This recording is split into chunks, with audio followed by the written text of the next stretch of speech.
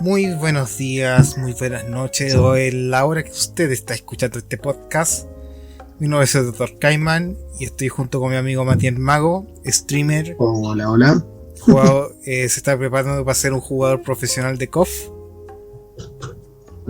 Ojalá. ¿Puedes entregarnos más de tu background, amigo Mati? No, soy un jugador ahí empedernido de Fighter. ¿Qué más? Estoy últimamente reviviendo mi canal de YouTube, ahí en donde hago gameplay de cualquier otra cosita, y también ahí como aficionado a comentar sobre cosas y conversar de temas aleatorios. Sí, de hecho ahí en los comentarios del canal, del video, les voy a dejar el link a su canal para que se suscriban. Hace muy buenos streams, de hecho a veces yo me paso por ahí. Eso. Y la razón de por qué quise empezar este podcast fue también una gran idea tuya, Mati, que me propusiste el tema y lo encontré súper interesante. Claro. Resulta que este podcast no va a ser exclusivamente de videojuegos, sino que de acuerdo al tema que salga, vamos a ir comentándolo y crear a través de eso una atmósfera bien interesante la charla. Sí, yo creo que el foco de videojuegos es como el principal cuando se trata de hablar, porque es un tema que apasiona también, porque el Doc igual programa y le gusta ir esta onda del gaming como más en detalle, además de que así escribe reseñas. Sí, de hecho, yo aspiro a ser ya desarrollador indie. Tengo algunos proyectos por acá que los puedo compartir. Y de hecho, por la cuestión que pasó con Unity, yo estoy pasando a Godot. Ah, mira. Sí, de hecho, mira, Unreal, que es la otra alternativa, igual interesante, pero tampoco yo no aspiro de momento a hacer cosas tan grandes dentro de ese motor gráfico. Claro. Pero para partir siempre también está bien. Claro, o sea, bueno, dentro de todo Godot es bastante fácil de entender. Dicho sea de paso, el tema que nos lleva a hacer este podcast está relacionado a un extracto de uno de los streamings de Enrique Alonso, que dio mucho que hablar.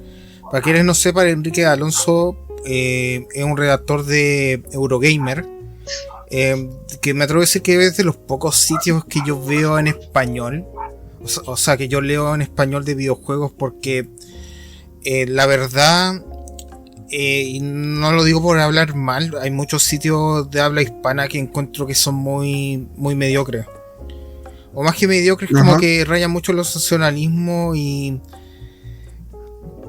Eurogamer hasta cierto punto igual me gusta enterarme. O sea, yo no me tomo tan en serio algunas publicaciones, pero yo solamente leo para enterarme de noticias, pero ahí como encontrar la quinta pata del gato, no.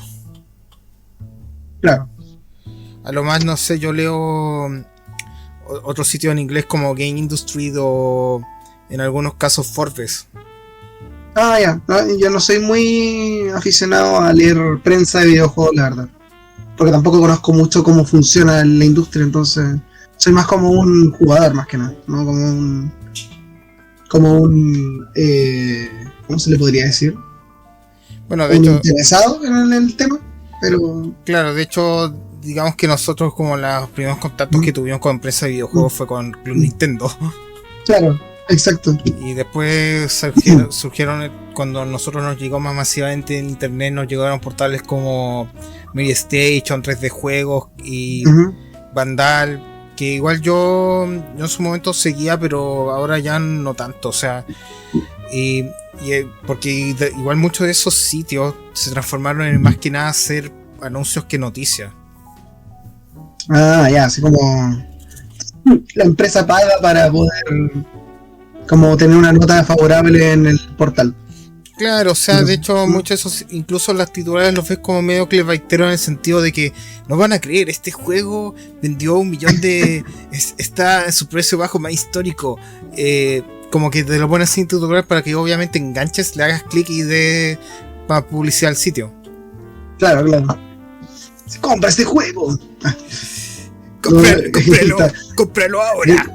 Estaba justo pensando, por ejemplo, en Vandal, que tiene estos videos como en Instagram y en YouTube, Que como acabamos de probar tal juego y nos impresionó la calidad gráfica y sus mecánicas tan divertidas y bla bla bla.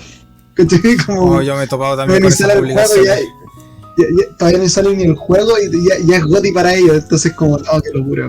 Claro, es que, bueno, de hecho yo sin ir más lejos, más que trabajar en prensa, yo colaboré en un sitio, antes escribía en comiqueros.cl que por diversos temas, aunque no sé si para el momento de este podcast la grabación estará todavía a flote ese sitio, pero es que igual es una historia más o menos larga. Yo igual la pasé bien escribiendo en ese sitio, si bien claro, yo era un colaborador, o sea, no recibía como un pago per se, pero sí por lo menos tenía ciertas regalías como que hice algunos juegos.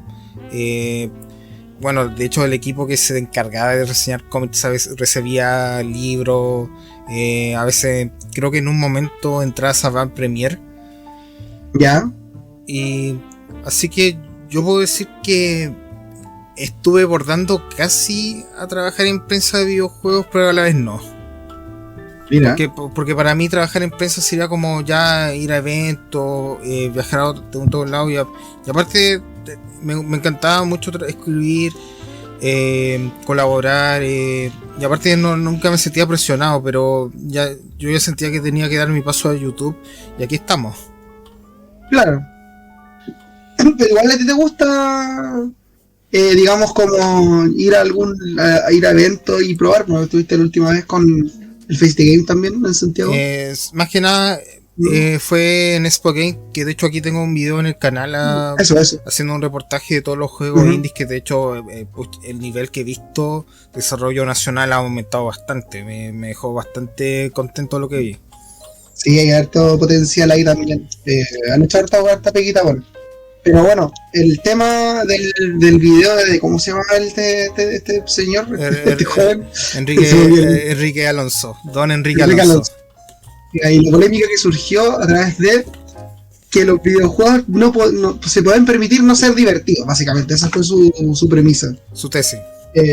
Y claro, pues entra en cuestionamiento si el videojuego es divertido en relación a que es un método de distracción, pero también para él es una forma de llevarte a otro tipo de sensaciones y de sentimientos que no necesariamente son divertidos y que al mismo tiempo pueden generar, no sé, emociones negativas, digamos, así como una película de drama, como haciendo la comparación a lo que es el cine, básicamente. Claro. O también el arte en general, por ejemplo. Uno cuando habla de arte clásico pensaría que sería como, no sé, ver un montón de cuadros de paisajes muy bonitos, pero después tienes como la obra del expresionismo alemán o el propio Goya, que son cosas que te evocan inquietud, hasta asco. Claro, te pueden lograr sensaciones adversas a lo que es como el fin primario de del medio, digamos. Claro. Y mira, de hecho ya entrando en materia de lo que él está exponiendo, o sea, y hay que también aclarar que nosotros estamos contraargumentando con todo el respeto. De hecho, no es justo que se le ataque, bien, y es respetable que tenga ese pensamiento, pero nosotros sentíamos de que se tenía que replantear el video de otra forma, o mejor dicho, replantear, darle más matices a argumentos, que yo siento que ahí es donde estaba fallando él. No, yo sí quiero violencia. no, pero es verdad, o sea, lo deja en un estado que hace que sea como polémico y al mismo tiempo genere como este debate sin control, porque la gente que está de acuerdo con lo que dice y la otra gente que no está de acuerdo. Entonces, es que, bueno, también cuando surgen mucho estas polémicas, porque es muy fácil que enojarse por cosas que salen en la prensa de videojuegos. Uno tiende a irse mucho por los extremos, porque, reitero, sí, tiene algunos puntos válidos, pero yo siento que lo que pecó mucho él fue en la generalización. Claro. O quizás no matizar. Espera, he tenido un pequeño... O quizá no elegir bien las palabras. Claro. como que como que llegó y tiró el problema ahí como al medio nomás. Claro. Ujú. Porque mira, en todo caso, no. Yo siento que más que pedir que los videojuegos sean divertidos, el tema de fondo es más nada que los videojuegos sean, que te metan bien en su mundo. Eso es más que en inglés se llamaría como engagement o Ya. compromiso. Ya, engagement, ¿ya? Claro, más que el tema de la diversión y eso, sería que tanto el juego con su sistema, con sus formas de cómo meterte en su mundo, van generando un compromiso que te hace llegar de principio a fin. Claro. Que también es como engancharse, ¿no? Claro, claro, porque lo que pasa es que igual decir diversión uno piensa al tiro que está yendo como en la parte más infantil del concepto. Ujú. Como ya, pasarla bien y listo. Claro. Mira, aquí tengo una cita de como una conversión entre Satoru Iwata y Tanabe de Nintendo. Estaba aquí buscando y hablaba sobre el desarrollo de Punch-Out, el remake o la versión que hicieron para Wii. Para Wii, en el fondo ese era un reboot. Sí, entonces dice aquí, Tanabe: pienso que los elementos básicos que hacen que un juego sea divertido o emocionante no cambian, independientemente de los años que hayan pasado. Sin embargo, como los juegos se han ido complicando y algunas veces se alejan de lo que es la diversión sin pretensiones, pienso que un juego como este resulta aún más fresco. Lo que es divertido sigue siendo divertido sin tener en cuenta el tiempo que haya pasado. Quiero destacar igual eso, como que él está al tanto de cómo va cambiando la industria de los videojuegos. Siento que Punch-Out es una franquicia que salió en los 80, básicamente finales de los 80, y el trecho que es de los 80 hasta el 2006, si no me equivoco, que salió Punch-Out. A ver, vamos a buscar el tiro eso.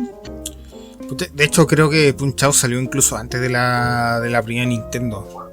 Porque Sí, porque era un juego de arcade. Sí, porque de hecho el arcade original y Punch-Out eran 2 pantallas. Exacto. Vamos a buscar el año de salida de este juego. El 2009, de hecho.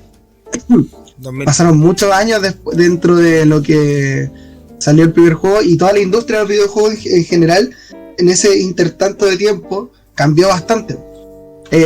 Y por un lado está la postura que, bueno, yo creo que es la de Nintendo en sí, que es que los juegos son divertidos y que tienen que ser alegres para todo el mundo, o sea, una entretención sin ningún tipo de pretensión, como decía. No. Y es como la primera premisa que uno puede buscar sobre videojuegos que son divertidos, o sea, que te desconecten un poco de la realidad, que te lleven a esta fantasía donde uno se divierte solamente y que no hay como consecuencias ni nada al respecto. Absolutamente, sí. De hecho, igual es que igual Nintendo lo ve mucho desde una perspectiva así como la parte más primitiva de lo que es la diversión.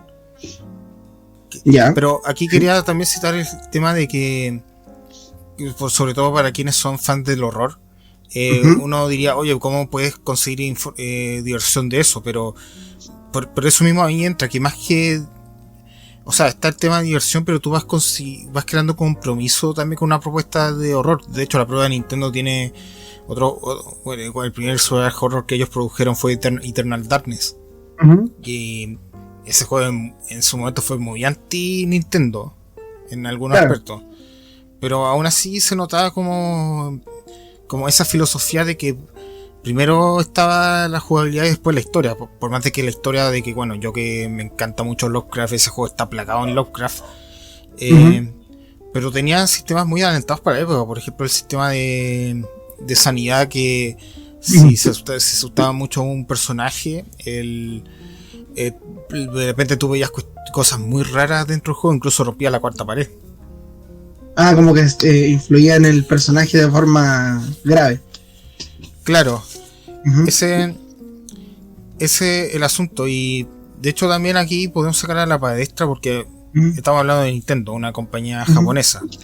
Claro. Y el propio Enrique Alonso hablaba, también citó un ejemplo de que muchos juegos que surgieron en los 90 y netamente se enfocó en los aspectos de del desarrollo occidental. Claro. Que citó el caso de id Software con Doom. Que básicamente, pucha, los chicos de id Software, John Carmack, John Romero, querían hacer algo entretenido, no querían contar la tremenda historia, como el meme que saqué en algunos videos con lo de John Carmack.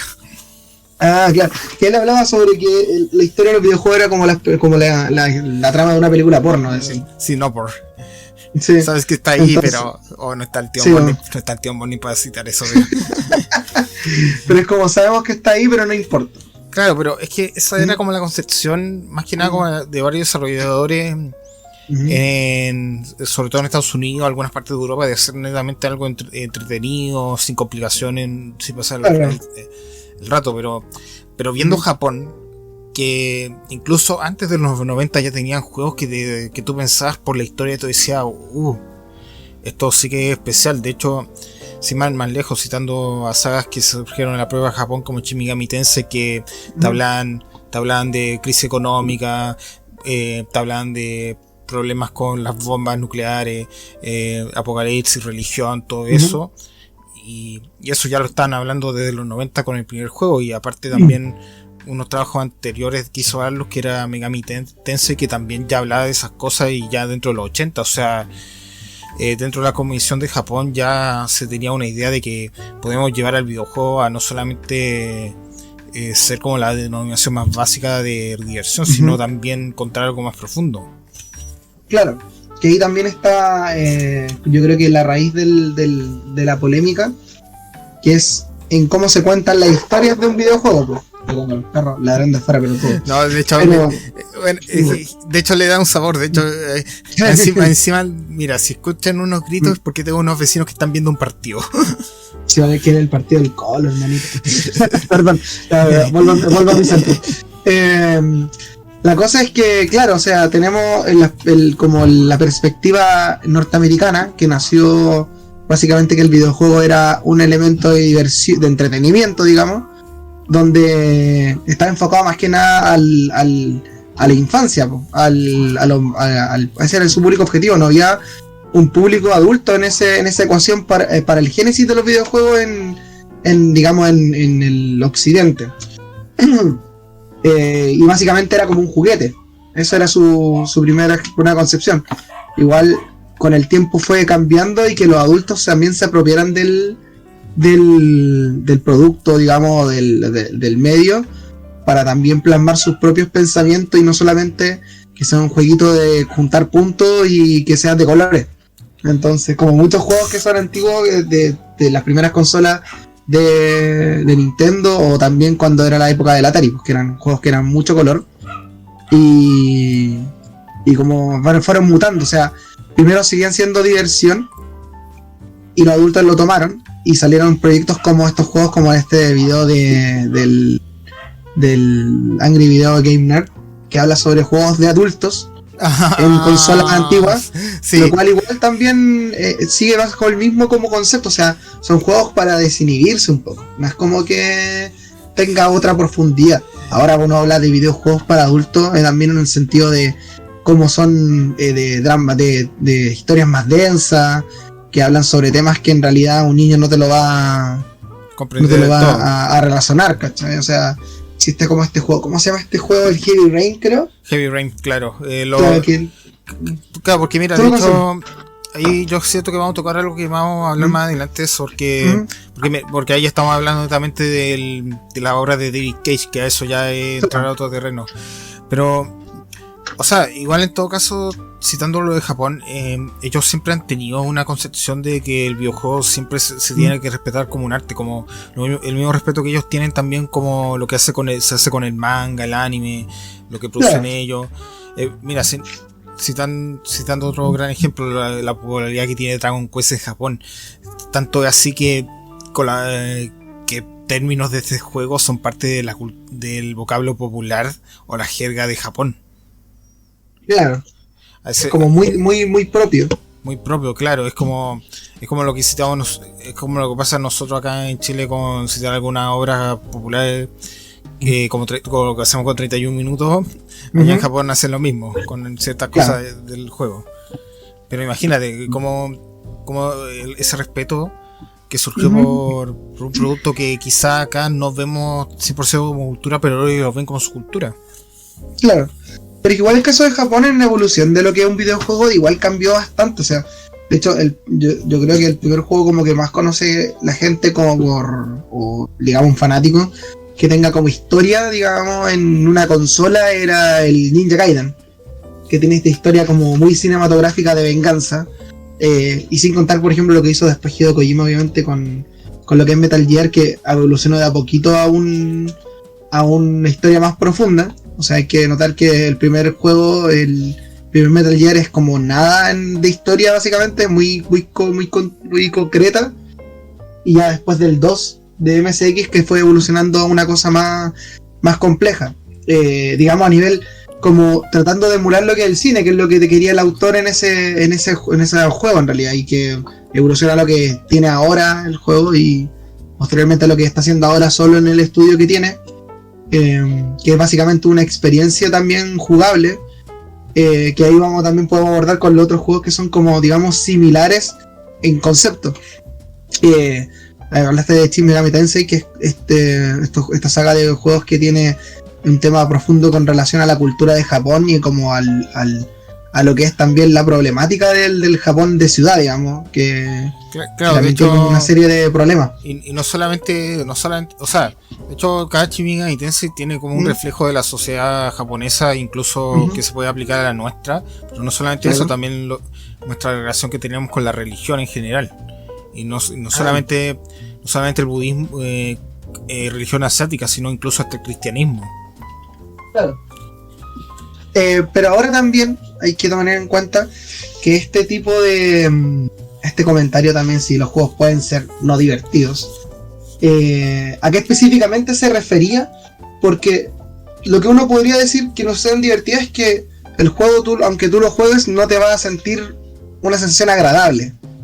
Pero ¿cómo logras que eso sea también que lo que la gente quiere? Porque un juego de terror sigue siendo divertido por cómo se juega. O sea, tiene mecánicas que lo dan a entender de que sea divertido. O sea, que tenga puzzles como el caso de, no sé, pues Silent Hill o ¿cómo se llama esto? O Resident Evil, sobre todo los primeros, que son más de puzzle, que son más de misterio, que tenéis que lidiar con la sensación desagradable. O ¿cómo se llama este Fatal Frame? Que este juego Frame de Capcom. Fatal Frame es de Tecmo Koei. Eso. En el cual tenías que usar la cámara para enfrentar a fantasmas. Exacto. Son juegos de terror. Si nos enfocamos, por ejemplo, en un puro género, que el género de terror no tiene que de por sí ser algo que te divierta, así como que te desconecte de la realidad o que te haga sentir una sensación agradable, sino todo lo contrario. Tiene que ser una historia y un ambiente que te incomode, que te cause el miedo, esa sensación de que no estás seguro. Por ese lado, como que... Pero ahí podríamos decir, sí, es un juego que no es divertido, digamos, dentro de lo que es estrictamente la definición. Pero, ¿qué es lo que hace que el juego funcione y que haya tenido secuela tras secuela en caso de Resident Evil y Silent Hill, que son como los dos grandes exponentes de videojuegos de terror? O Alone in the Dark, que también fue sensación en su tiempo. Claro, de hecho, Alone in the Dark fue el primer survival horror. Claro. Y hace poco tuvo un relanzamiento. Y que son juegos que reciben, yo creo que lo que es el grueso del juego, que es el gameplay. O sea, el gameplay puede ser divertido, creo yo, porque también te invita a que uno participe dentro. Es lo que hablabas del engagement, que es esto de meterte un poco como en el contexto del juego y sumergirte y ver la historia desde el gameplay. Y está el juego de terror que funciona así, o sea, tiene, no sé, en caso disparos, puzzle, o solamente las sensaciones. Han salido, con la evolución de los juegos de terror, igual han salido juegos que se desmarcan un poco de la fórmula que lanzaron esos digamos, trío de juegos, que es del survival horror, y hay otros que tienen otro tipo de funcionamiento, como en el caso de, no sé, del... ¿Cómo se llama esta? Amnesia o también algunas cosas, el mismo Slender, que pucha, yo me acuerdo, claro, que en su momento viví también el boom de Slender. Sí, o en el caso de los juegos más actuales de terror, como el Poppy Playtime o o Five Nights at Freddy's, que tienen también otro tipo de planteamiento, siguen siendo de terror, más como el jumpscare, obviamente, pero tienen ese tipo de presión, como de incomodidad, pero al mismo tiempo tienen un gameplay que lo hace que uno no se aburra dentro de eso. Y ahí va también, por ejemplo, mi cuestionamiento de cómo funciona el videojuego, como el planteamiento de que no tiene que ser divertido. Por lo menos en el género de terror, para mí es como... Perdón que me extiendo un poco, pero es como la sensación de una montaña rusa. Como que te vive una sensación de peligro, como que tu cuerpo sabe que no está en peligro, pero está viviendo una sensación como extraña, y después se pasa, y viene esta como carga de dopamina, que es como de satisfacción de haber salido como libre del problema. Yo creo que también los juegos de terror manejan ese tipo de sensación, claro. Y eso yo creo que sí lo hace divertido. Y claro, no solamente como en el ritmo en que van surgiendo los miedos, también hay otros elementos de game design que juegan mucho en eso, como el tema de qué música usar, por ejemplo. El propio saga Resident Evil, cuando entras como a guardar tu partida o a abrir la caja de inventario, suena una música muy tranquila, porque claro, en el fondo es como tu relajo que tienes frente a una experiencia tan adversa de estar rodeado por zombies. Claro, es como la calma antes de la tormenta. Claro, pero de hecho no solamente este ejemplo del compromiso que tú generas con una obra para terminarla, se le puede poner a prueba con el género del survival horror, sino en otros como los propios juegos de supervivencia, que yo admito, no es un género que a mí me cuesta entrar del todo. Por ejemplo, si Roger está escuchando esto, le mando un saludo también a Pablo Black, que nosotros jugamos ¿cómo se llama el Project Zomboid? Que es un juego de supervivencia muy hardcore, o sea, tienes que estar pendiente de que tu personaje coma, de que no se enferma, de que tiene que descansar, que si se hace daño no es que tienes que consumir algo y se cura al tiro, sino que tienes que tratar minuciosamente cada herida, y uno pensaría, oye, este juego me propone muchos sistemas que tengo que estar pendiente, cómo esto me está entreteniendo, pero a la larga funciona, porque te mete de lleno en una experiencia, y de hecho el Project Zomboid te dice, no vas a sobrevivir, lo único que estás haciendo es retrasar lo inevitable, pero es todo lo que sucede entre medio para retrasar lo inevitable que es lo que lo vuelve interesante, te engancha. Exacto. Me recuerda también al The Forest y su secuela, que no he jugado todavía, que también funciona bajo el mismo, más simplificado obviamente el nivel de mecánicas de supervivencia, pero tiene el mismo como sensación como de sobrevivencia mezclado con terror, que es esto que los enemigos del juego están siempre como cerca, nunca se alejan y aparecen de cualquier lado, como que ahí está invadiendo un lugar y te lo hacen notar donde están constantemente hostigándote, y la supervivencia va también en tratar de mitigar un poco esa sensación de peligro constante, haciendo una base o juntando recursos y mejorando armas, como dentro de su gameplay, digamos. Claro, y también citando otros géneros como los de gestión y recursos, que yo a lo personal no me gustan esos juegos, yo realmente no la paso bien, o sea, con ese claro, sí, porque ahí estoy hablando de juegos como Cities Skyline, o Roller Coaster. Roller Coaster Tycoon, su Tycoon. Esos juegos nunca me han conquistado del todo, pero la gente que he escuchado hablar del género siempre dicen de que es interesante el cómo darte como esa fantasía de que estás administrando algo que funcione y que funcione bien, de acuerdo a los márgenes que tú esperas crear dentro de su mundo de juego. Claro, o sea, tiene esta onda de que yo creo que pasa lo mismo con todos los estilos de música también, que es como el público objetivo de qué persona le gusta tal cosa, y la gestión de recursos igual. A mí son muy pocos los que me gustan, generalmente a los que no son tan realistas al respecto, porque mi cerebro colapsa después de un cierto rato jugando un juego de gestión. Sí, de hecho a mí me pasa también con los juegos de simuladores. Por ejemplo, yo no podría jugar un juego así como...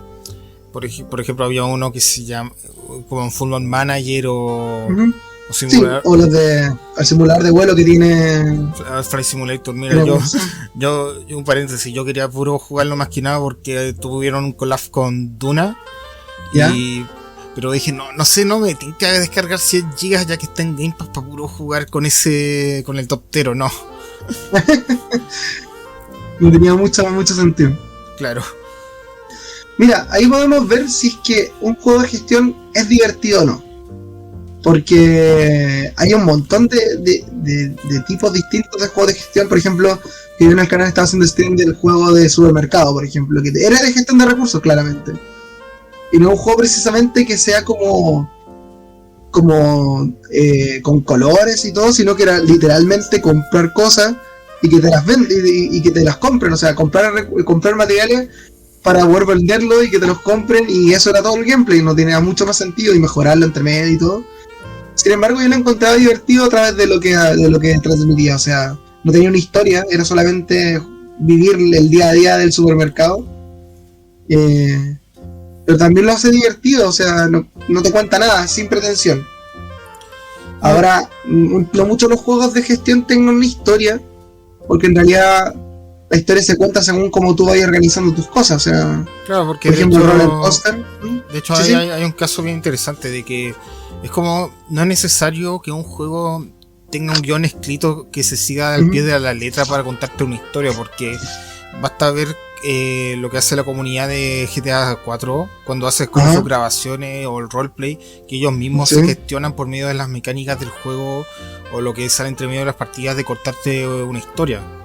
Claro. Y en el fondo también es lo que estás haciendo tú con ese juego de gestión, de que no es necesario que haya un guión o que se genere o que te van contando algo, sino que tú mismo te estás creando esa historia. Claro. Bueno, vamos con... Ya, te estoy anotando acá. Por cierto, tenemos tabla, no se preocupen, gente. Sí, es que estoy tratando de no redundar en los géneros de... Sí, que tenemos de gestión y de terror. Bueno, hay juegos que podemos... Hay géneros que podemos saltar como de este tipo, como los juegos de deportes, o los juegos de como los fighting, o los juegos de los party games, que derechamente tienen el concepto de diversión como primera fuente. Claro, que en el tema del deportivo está como, o sea, es diversión, totalmente. Es que lo que pasa es que en el deportivo yo lo definiría como dos categorías. Una, como la diversión pura, que son juegos de deportivos que no buscan imitar la realidad. Buscan como Rocket League, una cosa así. Como Rocket League, o incluso, no sé, el FIFA Street, el Mario Striker, y de los deportivos tenéis la simulación, como lo que trata de hacer los FIFA, los juegos de los UFC, eso. Que caen como los de gestión también, ¿cierto? Más que nada simulación. Ya, los simuladores. O los propios juegos de la WWE actualmente, que es muy distinto jugarte, no sé, el último WWE 2K en comparación con el WWF No Mercy de 64. Claro, es un juego como más de sensación arcade. Claro. Mira, por otro lado quería abordar igual el elefante en la habitación de este tipo de conversación de diversión y de que puede transmitir un videojuego. Yo creo que el tema que tú debes manejar más, que es como por ejemplo lo que plantea, no sé, Metal Gear como a nivel de historia y a nivel de gameplay, como dos entes separados, digamos, del videojuego. Aunque en el caso de Metal Gear, y esto lo he hecho bastante bien Kojima y compañía, de siempre ir mezclando la narrativa con las mecánicas. O sea, está todo bueno, de hecho yo tengo siempre esta tesis de que Kojima en sus juegos, más que tratarte así como el jugador que está interpretando a Solid Snake, te trata como un personaje más. Claro. Sí, de hecho hay muchos casos de eso. Por ejemplo, con las conversaciones que tenía en el primer Metal Gear Solid, de cómo te hablaban directamente a ti de que tenías que buscar el código de Meryl en la caja. Claro. El asunto de la mítica escena con Psycho Mantis, o O también lo que se trata y es muy impotente dentro del Metal Gear Solid 2. Uh-huh. O también como trata el tema de la guerra en el 3 también. Claro, de hecho es bien interesante el asunto de que tú en el fondo lo que estás haciendo en Metal Gear Solid 3 es evitar lo que más daba horror dentro de la Guerra Fría. Ya, claro. Claro, de hecho esa tensión y bueno, y también que paralelamente se va contando como el proceso de madurez que está teniendo Naked Snake para convertirse en Big Boss. Claro. Y también, bueno, continúa. Sí, no, de hecho ahí también podríamos saltar a Death Stranding, pero ¿qué iba a decir? No, que precisamente hablar de Death Stranding como la evolución, digamos, de cómo Kojima en sí transforma su planteamiento de ser juego.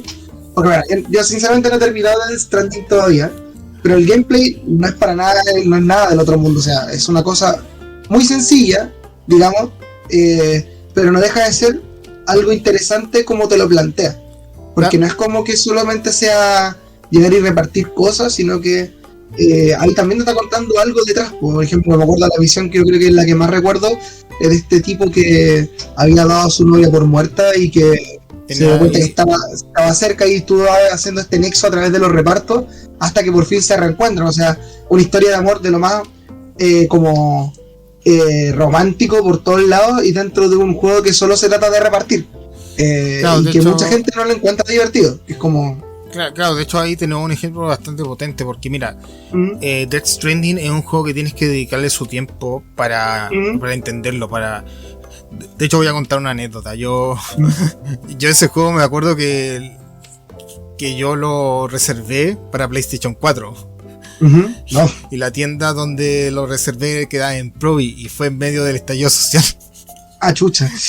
Yo me acuerdo que desde el instituto me vine en metro, me bajé en Los Leones y de repente salgo a la tienda y estaba pasada en lacrimógena. O sea, no es que haya pasado una protesta ahí, sino como que se sentía el olor en Puerto Provi de la lacrimógena. Y después fui a seguir Death Stranding y después llegué a mi casa y lo jugué. Y ahí puedo citar de que yo siento que no es malo que un juego te pida su buen tiempo para que lo entiendas y que también este juego necesita su momento para florecer, para ya sorprendente, porque eso es lo que pasó con Death Stranding. O sea, igual yo nunca he jugado algo tan igual a Death Stranding pero pucha, como me encanta mucho el trabajo de Kojima, invertí su tiempo, de hecho me tomé todo el relajo posible por leer cada correo, porque de hecho también Kojima decía eso mismo, que Death Stranding era un juego para ir de a poco, darte tus descansos y no ir tan a la rápida. Ahora, yo me acuerdo que en los últimos compases yo quería ya terminarlo por un asunto de que la historia me estaba gustando bastante, quería llegar hasta el final. Claro.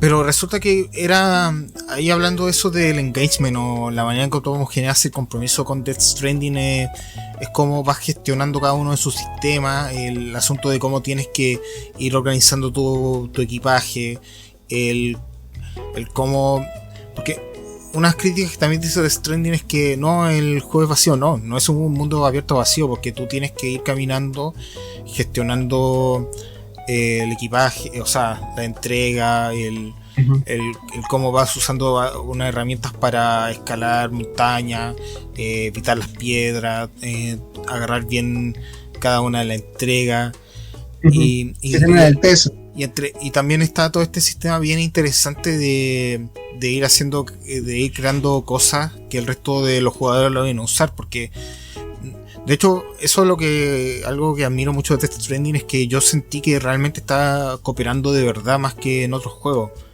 Porque, claro, además tiene esta herramienta como online donde los jugadores como que se colaboran para mejorar el terreno. Claro, de hecho el juego en el fondo te motiva a ser buena onda con todo el mundo.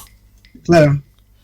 Es que también es un juego que nació igual un poco de la pandemia, donde está gráficamente ahí, literal, es como la metáfora de la gente está separada unas de otras, Y. O sea, igual Death Stranding salió en el 2019. O sea, un año antes.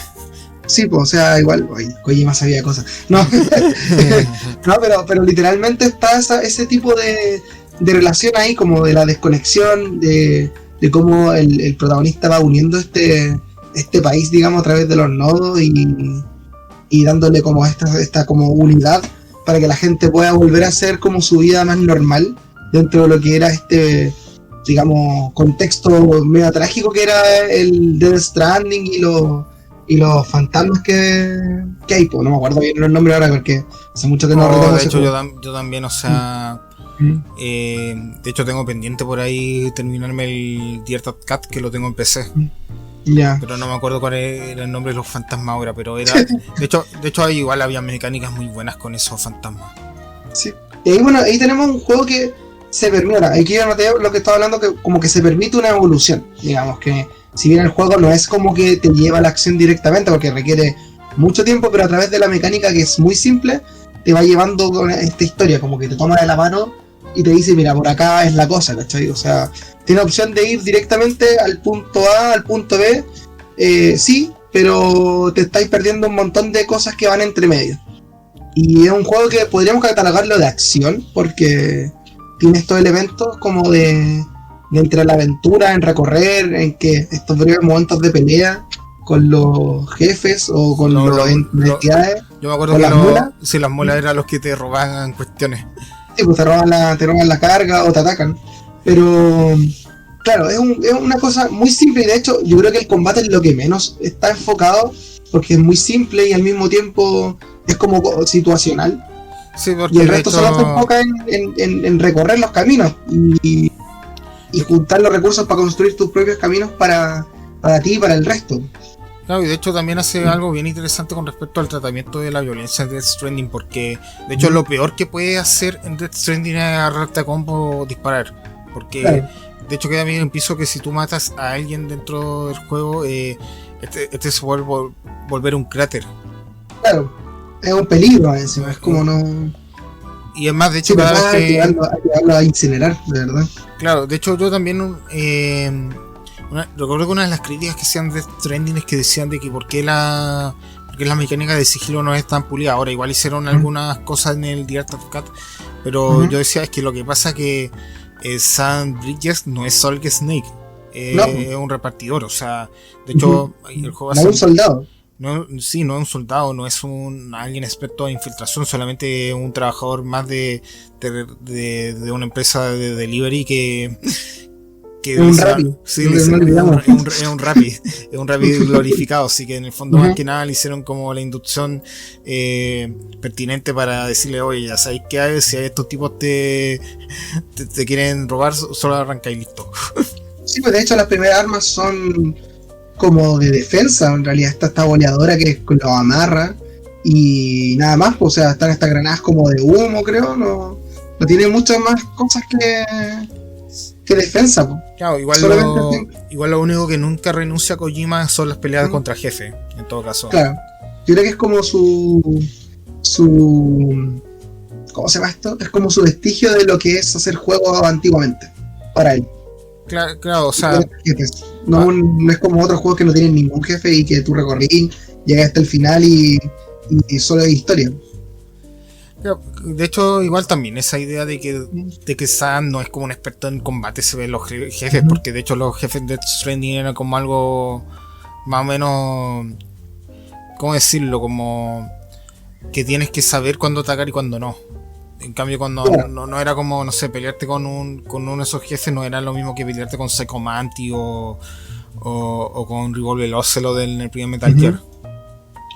Claro, que son como peleas, son peleas. Esto es como más una situación estratégica. Claro. Bueno, de hecho la única parte, no quiero hacer spoiler, pero hay una parte que se acerca más a una pelea contra jefe, pero es muy poético, por así decirlo. Claro. Pero... Bueno, vámonos al otro elefante, como de esta propuesta de que los juegos no pueden ser no divertidos. Y vamos a David Cage, porque nos había hablado que es como el gran, digamos, representante de esta onda del videojuego como más como una experiencia narrativa, digamos. Y cómo evolucionó. Mira, yo sinceramente solamente he visto y jugado el Detroit. Ya el Beyond o Heavy Rain o Fahrenheit, que aquí googleando de rapidito, son juegos que en la vida los he tomado, y la verdad es que después de jugar el Detroit son cosas que me llaman tanto la atención. Pero primero creo que tú te explayes. Mira, yo también Mira, el primer juego que jugué de David Cage no fue ni Heavy Rain, ni Detroit Become Human, ni Beyond Two Souls, o el otro que era Indigo Prophecy, que no, sino fue el primer juego que era Omicron, no me acuerdo, que gente, si van a buscar ese juego es la cuestión más rara que van a ver en su vida. Yo solamente jugué unas 2 horas y nada más, no me supo gustar, porque primero que nada no es como lo que hizo David Cage después, es como una aventura de mundo semiabierto con partes de shooter y fighter muy rara. Sí, estoy cachando aquí que salió, se llama The Nomad Soul Omicron. Sí, de hecho igual el juego no me supo conquistar porque era como una experiencia muy pretenciosa en algunos aspectos, porque yo me acuerdo que al inicio de la obra como que aparecía un tipo, el protagonista decía, oye, tú te vas a funcionar en mí y vamos a descubrir el secreto de lo que está pasando acá, y otra cosa tan extraña también es que David Bowie salía. Sí, estoy cachando aquí también salía David Bowie. No, y por lo menos grande David Bowie, muy en el cocoro. Pero yo siento que ese juego marcaba lo de que quería hacer David Cage más adelante, que no quería hacer como la experiencia típica de videojuegos, sino quería difuminar las barreras del entretenimiento interactivo y la película.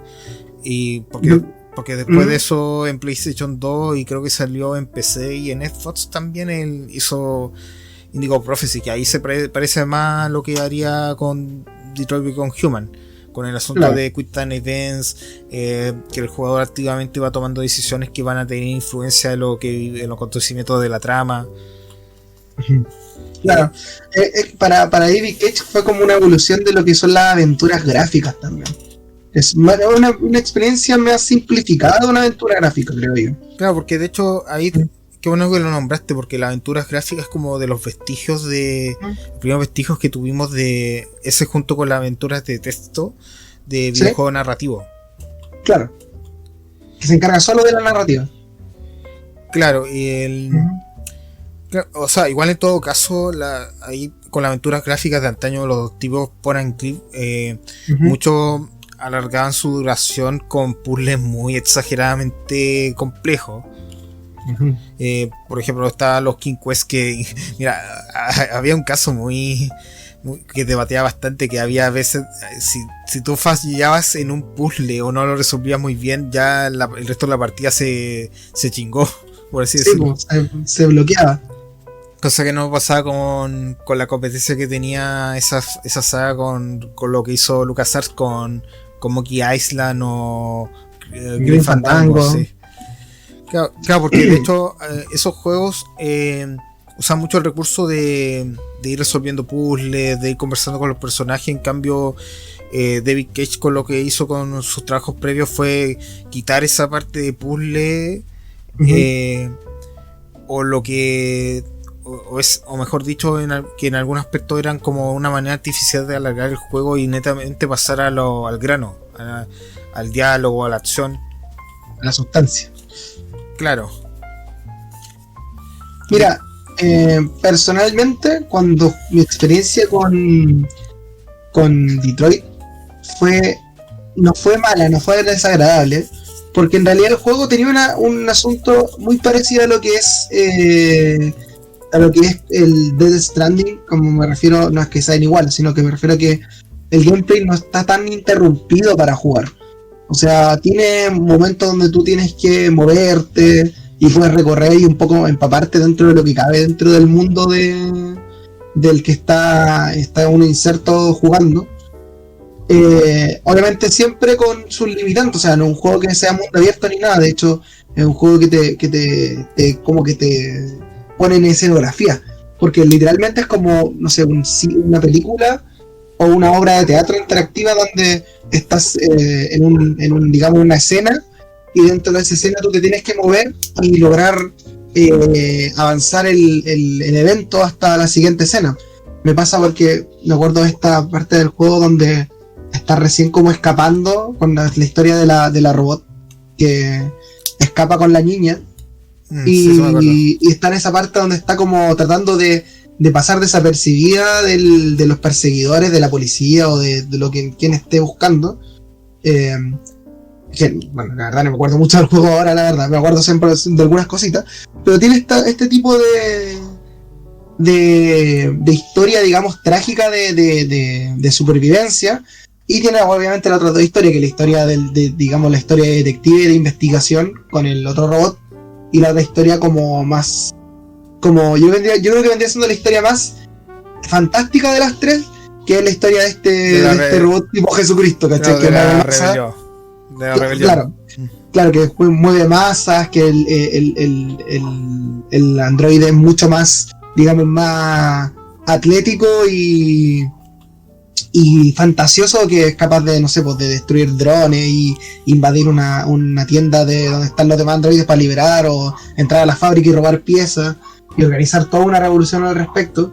Yo creo que de las tres como la más fantasiosa, digamos, porque tiene este asunto de que es un robot muy poderoso, digamos, y literalmente resucita, o sea, estaba casi muerto en la basura, y de un momento a otro vuelve, se reconstruye y sigue como con esta ideología. De las tres historias siempre me ha fascinado la segunda, la de la androide, porque siento que es la más humana dentro, y la más cercana, porque es una situación donde se hablan muchas más cosas. Sí, de hecho, yo me acuerdo que se habla bastante, esa historia hablaba bastante de la violencia intrafamiliar. Exacto, entonces creo que dentro de las tres es la que más, yo creo que es la historia principal, y que las otras complementan esta historia, y obviamente llegan a un punto donde las tres se complementan y hacen una historia en general, porque obviamente son historias que suceden dentro de la misma ciudad, y por lo tanto convergen en algún momento, porque es parte del encanto que tiene el juego. De hecho, David Cage siempre le gusta mucho hacer guiones muy fragmentados. Por ejemplo, o sea, de hecho, Beyond Two Souls siempre era algo de que se contaba de manera muy desordenada. Aunque de hecho yo me acuerdo que el remaster de PlayStation 4 es como que te da la opción de jugar todo de manera lineal, y bueno, y en Heavy Rain eran varias historias que después se iban entrelazando para resolver el misterio del asesino del origami. Ya, entiendo. Sí, o sea, dale, perdón. Y Fahrenheit o Indigo Prophecy, que yo no entiendo por qué cambiaban de nombre dependiendo de la región, era más lineal. Quizás porque también las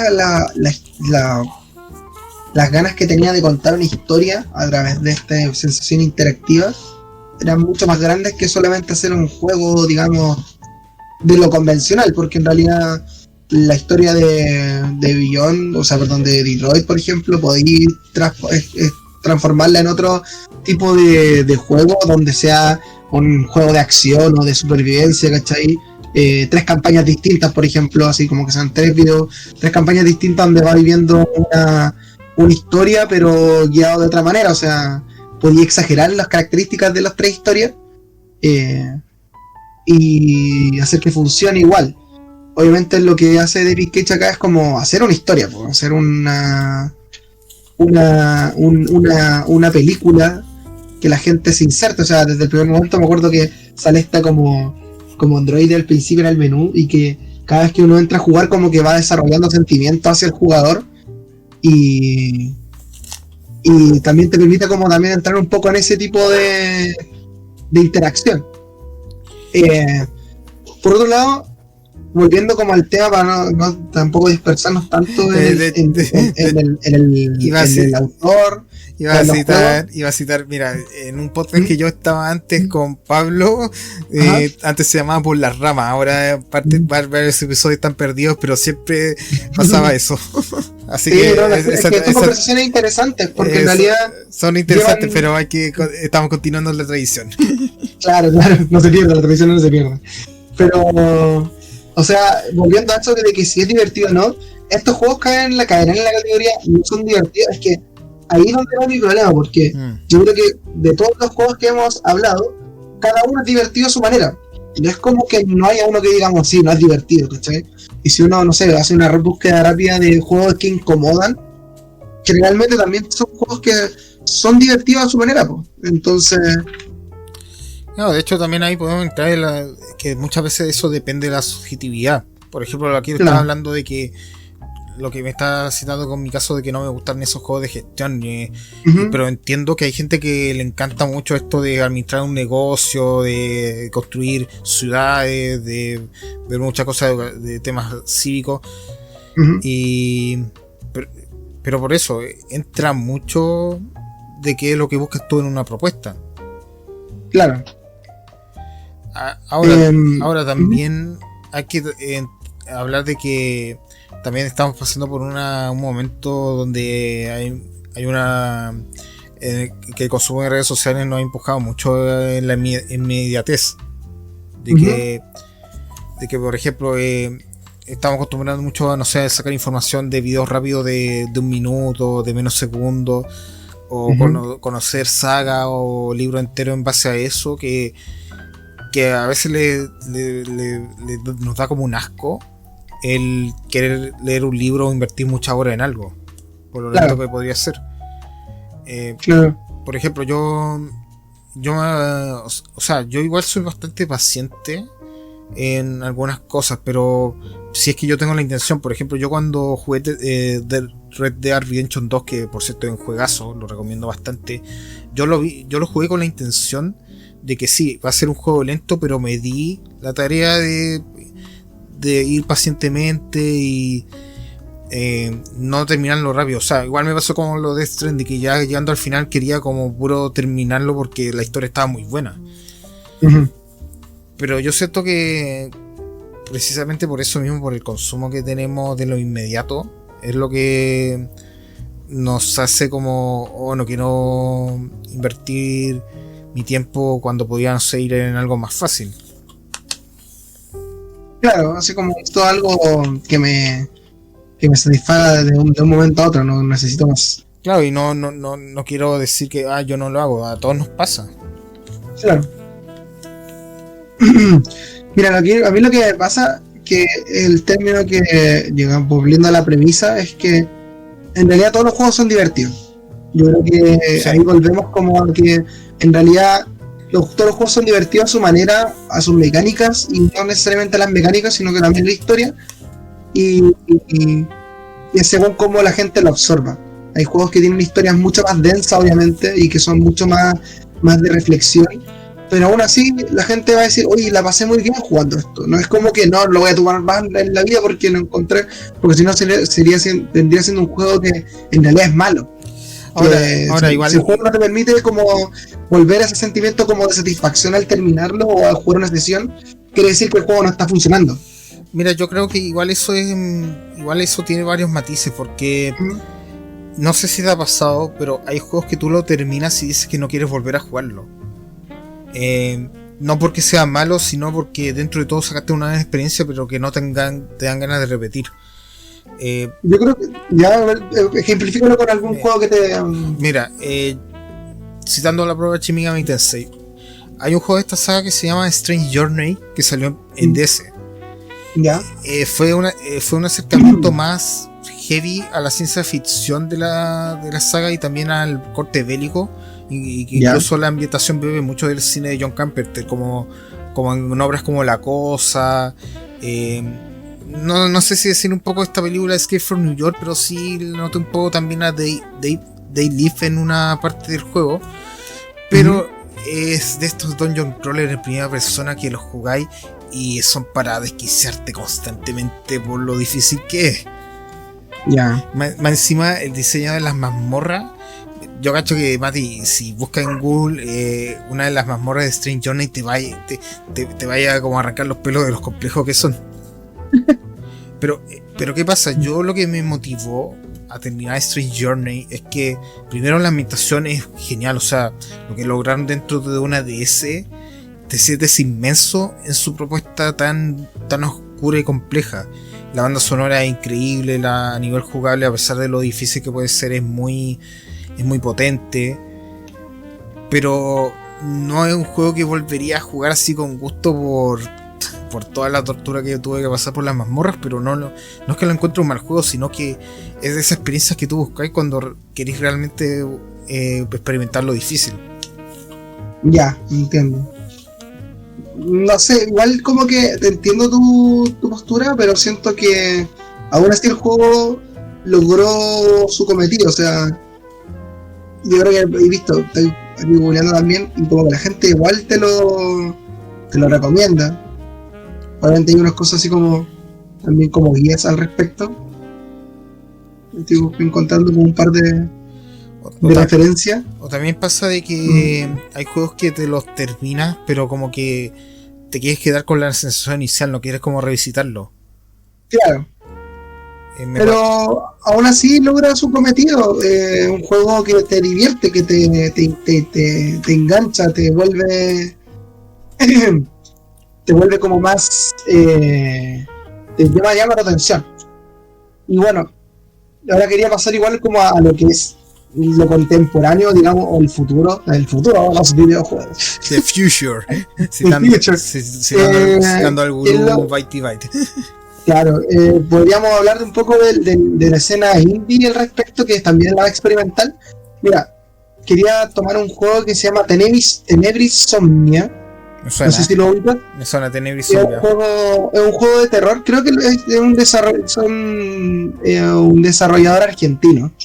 Ya, sí, que de hecho es como un juego de estética Super Nintendo NES que tiene partes que son live action. Sí, y me encantó mucho la propuesta. Bueno, tengo el demo ahí que tengo que jugar, pero me encantó mucho la propuesta porque combina dos cosas. Es un gameplay también como muy Resident Evil-esco, así como muy de Resident Evil 1, que es como muy limitado el gameplay de acción, digamos, de lo que tiene el juego. Pero al mismo tiempo tiene esta onda de como de aventura gráfica, de cine de terror, mezclar estas cosas. Y aquí también volvemos como al tema del terror, ahora en la escena indie, digamos, de juegos que son así lejos, digamos, del mainstream o lejos de lo que es la gran industria AAA y toda la onda. Claro, es que mira, sucede que dentro del AAA, que para la gente no sepa, es una manera de definir a los juegos de alto presupuesto, con grandes compañías como EA y Activision, que no solamente tienen que hacer valer su inversión, sino también complacer a inversores, lo cual dificulta muchos procesos creativos. Por eso hoy en día vemos muchos juegos como servicio o juegos exclusivamente metidos al online. Exacto. Pero bueno, ¿qué podemos hablar de la escena indie al respecto en digamos, esta conversación de juegos que son divertidos? Mira, de hecho yo me acuerdo que te lo estaba comentando esto una vez en la interna, de que hubo un tiempo, y lo voy a hacer públicamente, que no me sentía tan atraído por los juegos indies, netamente por... Bueno, este periodo fue como 2018, 2019.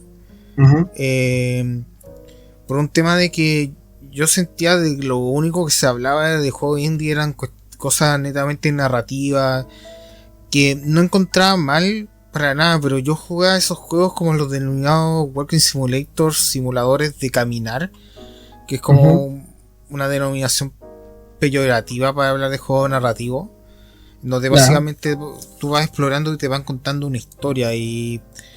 Pero muchos de esos juegos, a mi parecer, el problema es que solamente se quedaban en contarte la historia, pero no usaban los poderes del medio para crear una interacción de parte del jugador, para que eso quede más, para que te quede algo en ti.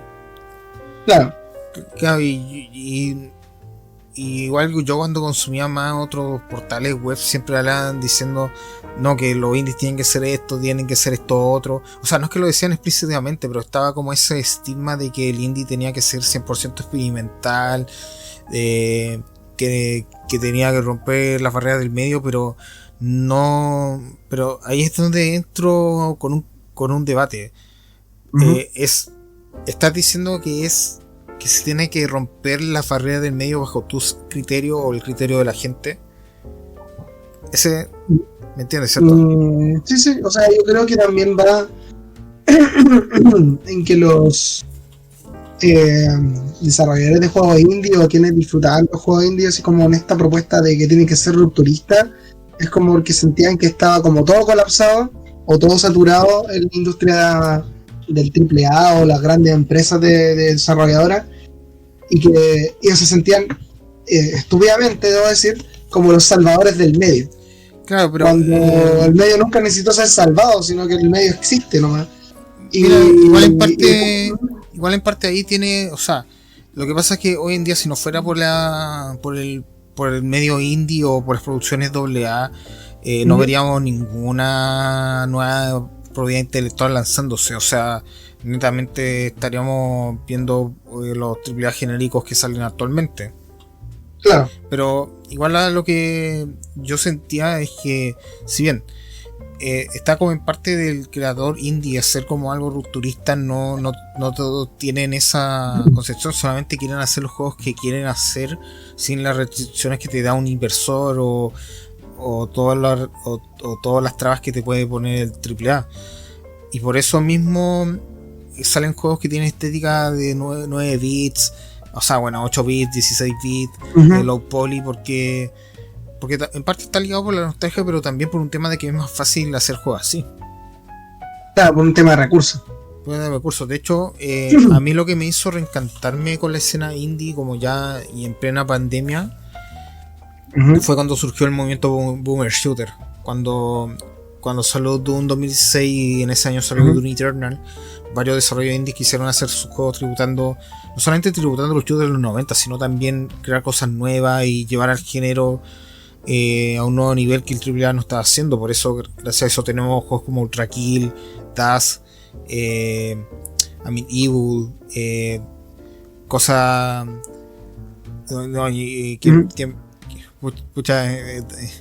Es que son calidad de muchas. Iron Fury y etcétera. Y el Hellbound que estaba leyendo acá, que es del mismo estudio que haciendo este juego de terror. Sí, de hecho yo lo jugué. Mira, no es malo, pero igual se quedó un poquito puto cortito, porque de hecho te lo voy a terminar en una tarde, pero igual es interesante. Pero la cosa es que muchos dirán, oye, pero estos juegos no pueden ser indies porque no son experimentales.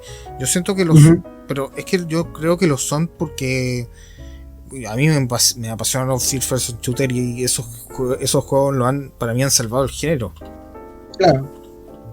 Pero por eso yo siento que también hay que ver el indie no solamente con las concepciones que tú crees que debe ser un indie, sino que ver qué nicho de indies te gusta y seguir en eso, porque hay indies para todo. O sea, hay todo un grupo de shooters retro, shooters boomer dentro de la comunidad indie que puedes seguir, que yo siempre le ando echando un ojito. O también quienes buscan plataformero o Metroidvania, siempre hay un grupito para eso. Claro, de hecho hay un juego que le estoy igual al ojo puesto, que se llama The Spirit of the Samurai. Sí lo vi, es muy bacán. Es un juego que es digamos que cae en la categoría de Metroidvania, juego 2D,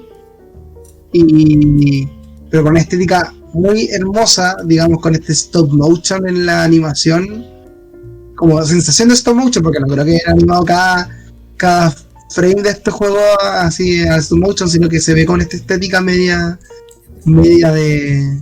de cine de, ¿cómo se llama esto? Del película del estudio Laika, que se ve así como muy lindo, como todo muy prop, real. Y también este juego indie también le tengo cualquier fe, también contando esta historia de dos protagonistas, también está muy bueno. Y me cuento que ahí está también este asunto como de cómo tratar la historia. Obviamente el indie se permite como volver a los géneros como más clásicos, o lo que habíamos hablado como de estos géneros con la estética más clásica, porque obviamente el jugador de indie es más adulto que un jugador casual, y por lo tanto es el que más le llama la atención como el juego. No, cómo se ve también y cómo se juega la redundancia, sí. Aunque igual el juego, han habido juegos indies que a pesar de que no tuvieron la más grande gráfica, han triunfado, el propio Minecraft, también el propio Final Fantasy. Ah, claro, pero es que también surgieron de este nicho, o como cuando los juegos como, no sé, ¿cómo se llama este juego tan bueno? El Hollow Knight, que nació igual como en una jam de juegos que crearon ahí como una especie de maqueta de lo que vendría siendo el personaje, y después con el desarrollo del juego completo también pues se volvió súper popular también, y ahora la gente lo conoce, o sea, está en consolas, está en distintas plataformas, pero también volvemos como a este asunto de la escena indie también se permite experimentar, pero al mismo tiempo como en esa pelea como un poco, yo encuentro un poco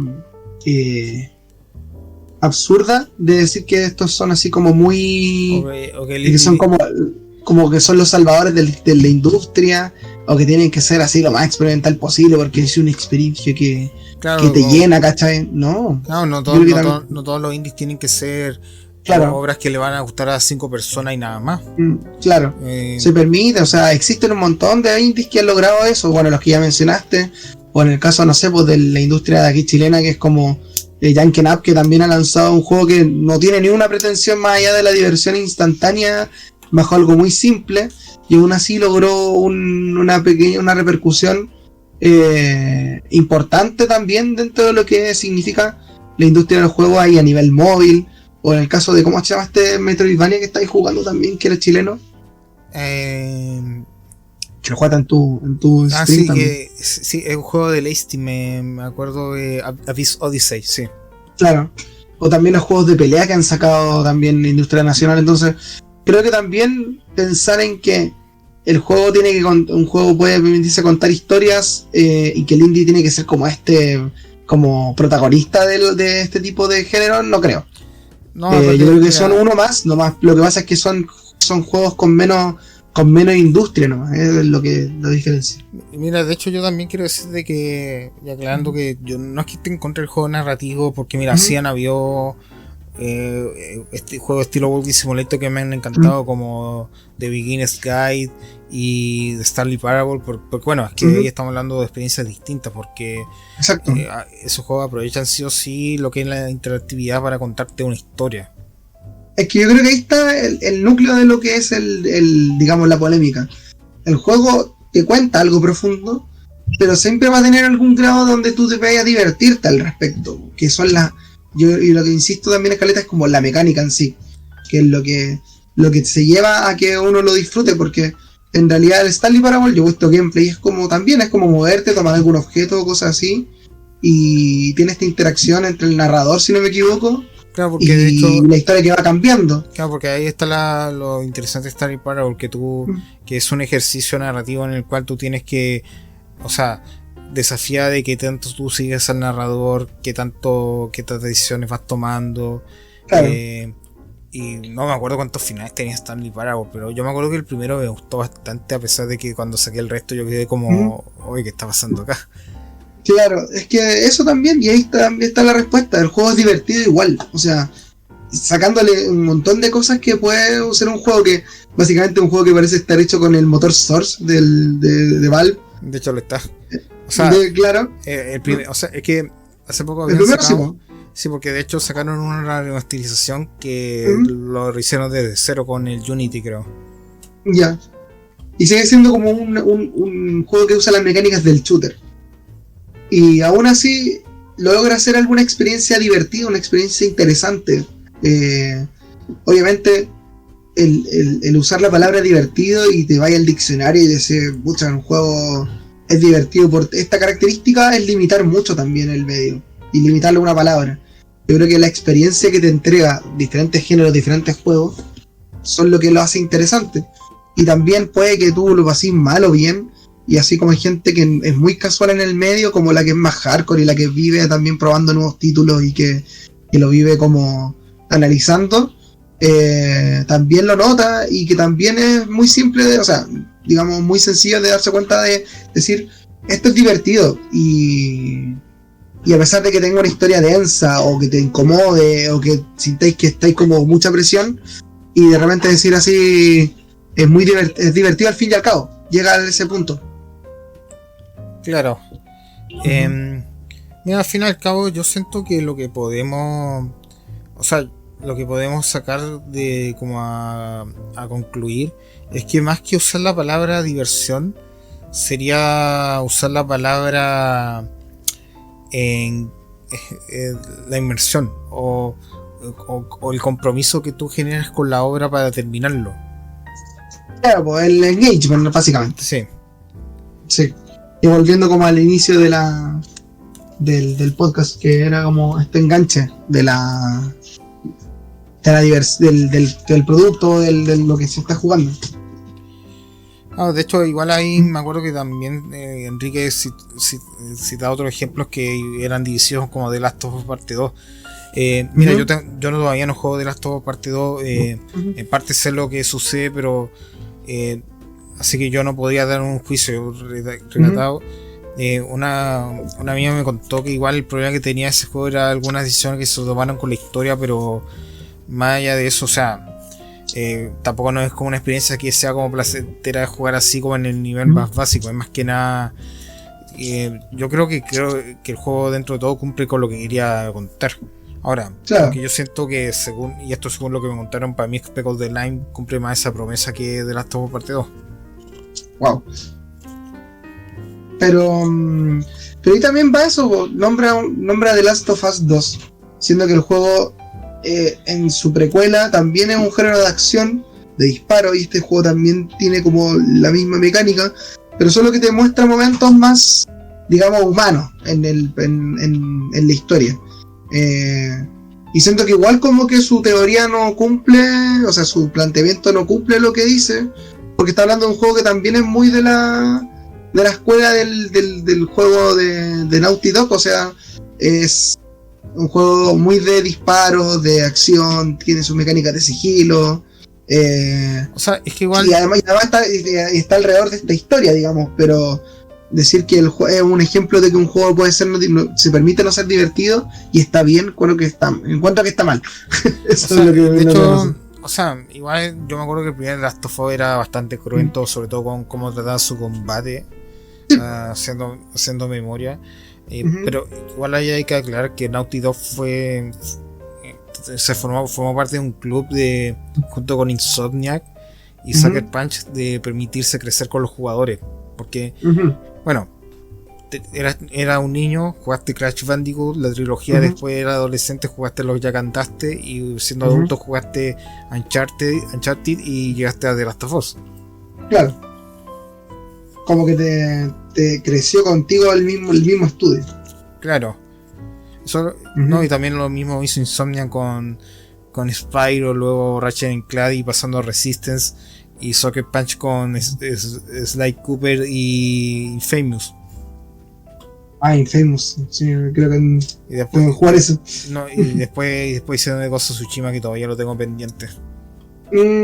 Sí, verdad. ¿Es lo mismo de Naughty? No es de Naughty. No, es de Sucker Punch. Sí. Sí, que me estaba confundiendo. No, pero es que ahí también hay una experiencia interesante, po.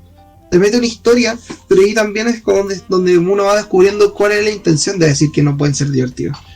Y es que básicamente, en que la historia no tiene que ser algo que te diga, sí, me voy a reír o lo voy a pasar bien, no voy a llegar a un punto donde estoy como totalmente desconectado de mis problemas para venir a este juego y después como decir, qué lindo el placebo que me acabo de consumir. O sea, es como, al final pienso que en realidad solo se refiere a lo que es la narrativa, y más no a que el juego también es un complemento con la mecánica. Y ahí donde yo creo que lo que él plantea no está del todo cierto, ¿cachai? Claro, de hecho, cuando hablaba de los ejemplos de Uncharted, mira, yo me acuerdo que, voy a decirlo acá, yo el único Uncharted que terminé fue el 4, porque en su momento me lo prestaron y me gustó bastante. Pero yo he entendido que la trilogía de Uncharted igual había momentos, o sea, ya buscaba hacer más la premisa de Indiana Jones, incluso con momentos sobrenaturales, y el 4 es donde empieza como hacer una reflexión muy interesante con respecto a la madurez. Bueno, de hecho el Uncharted 4 fue dirigido por los directores de primeros de Last of Us. Claro, pero al mismo tiempo te mete un gameplay de disparo y de aventura dentro de toda esta narrativa, digamos, reflexiva o de maduración, o como de bajarle un poco el tono, o sea, bajarle la fantasía, decir así como, estamos viendo a este loco que supuestamente ya no quería hacer más aventuras de tesoro, ya que estaba haciendo una aventura de tesoro. Como siento que por ahí decir que los juegos, o sea, que el juego es como una experiencia mucho más allá, es como un poco decirlo de pretensión nomás. Y mira, igual mi opinión, porque o sea, siento que está bien que el juego te ofrezca algo más, pero también no hay que ser tan cínico para decir, oye, pero el juego tiene piu piu piu, ¿cachai? Y acción y toda la onda. Mira, igual haciendo memoria, o sea, en el Uncharted 4, para mí yo diría que es de las pocas. Uno pensaría cuando hacen una cuarta parte que ya es mucho, pero para mí Uncharted 4, para mí es como una cuarta parte justificada, porque es como la reflexión de lo que pasó en los 3 primeros juegos y dar un mensaje bien interesante con respecto a madurar y dejar algunas cosas atrás. Claro. Claro, o sea, de que o sea, igual surgió en un momento de quiebre esos juegos porque estamos hablando que dentro de la generación de PlayStation 3 en adelante empezó a verse el medio con otras maneras de cómo podemos contar la historia. Claro. ¿Cómo te puedes contar la historia? Claro, a lo mejor dentro de todo en Naughty Dog, propio Neil Druckmann que estuvo metido ahí, habrán aprendido de eso y están planteando de otras maneras su proceso creativo. Pero bueno, yo creo que también va en eso de cómo relacionar el juego, el medio y la evolución del mismo. Yo creo que la única forma de llegar a esta conclusión, digamos, de cómo el medio va evolucionando y cómo hay que permitir evolucionando, es solamente dejando que haya más y más experiencias distintas. No, es que eso es lo que es lo que hay que sí o sí procurar, de que tiene que haber de todo, o sea, por más de que tú seas como el tipo más novista del mundo, pensar que todos los juegos tienen que ser un walking simulator y es fome. Sí, o en mi caso, que si todos los juegos fueran un shooter boomer, para mí también sería fome. Claro, no tiene sentido. No tiene sentido que se limite tanto el género. O se limite tanto la industria también. Al fin y al cabo, por algo hay tantos géneros de música y géneros de cine y géneros de todo tipo. O sea. Claro. Yo cacho que como para ya dar el cierre, siento que hemos como abarcado varios de los puntos, o sea, sí, que realmente lo más importante es el engagement, la manera en cómo tú te sientes inmerso en la obra, más allá de lo que es más allá del concepto más básico de diversión. Exacto, hay un montón de cosas que van ahí que se disfrutan y que... Sí, yo siento que dentro de todo Enrique no está 100% equivocado, más que nada que muchas de las cosas que dijo la dijo muy en caliente o muy sobre la marcha. Claro. Le explicó bien su maqueta. Claro, explique bien su trabajo. Sí. Explique su maqueta, jovencito, como diría el señor Burns. Sí, él venga por ese lado. Como que le faltó un poco explayarlo. Además de que lo habló en contexto de un stream, entonces igual es como un poco complicado también darle más desarrollo cuando la gente te bombardea en preguntas o que se arma el bardo así como de forma muy así encima. No, así que yo siento que también quiero invitar a la gente que esté escuchando este podcast que den su opinión en la caja de comentarios, genere un buen debate y mira, lo más importante es que en discusiones así es sacar conocimiento, no crear tribalismo y ver ellos buenos, ellos malos, sino que ver todo desde un punto de vista dialéctico en este tipo de situaciones y llegar a un nuevo grado de conocimiento. Y claro, y conocer también la opinión del otro, a ver cómo ve también su perspectiva de cómo cierto tema se desarrolla. Correcto, así que vamos a planear el resto de los podcasts, gente. Si ustedes si han llegado hasta el final, no olviden darle like, compartir, comentar y quizás proponer algunos temas para otros podcasts, porque de hecho puede que nos vaya a acompañar también, sería genial. Sí, hay ahí también más temas de conversación. Podemos incluso hablar hasta anécdotas, que hay varias. Exacto. No, también de cualquier otro tema, de música, de videojuegos, de cine, de veterinaria, ahí para que Gar también se explaye. Y ver también cómo solucionamos el mundo en una conversación. Así que sin ir más lejos, ¿Sí? cerramos esta sesión en la consulta. Ok. Y nos estamos viendo. Bye, bye. Bye, bye.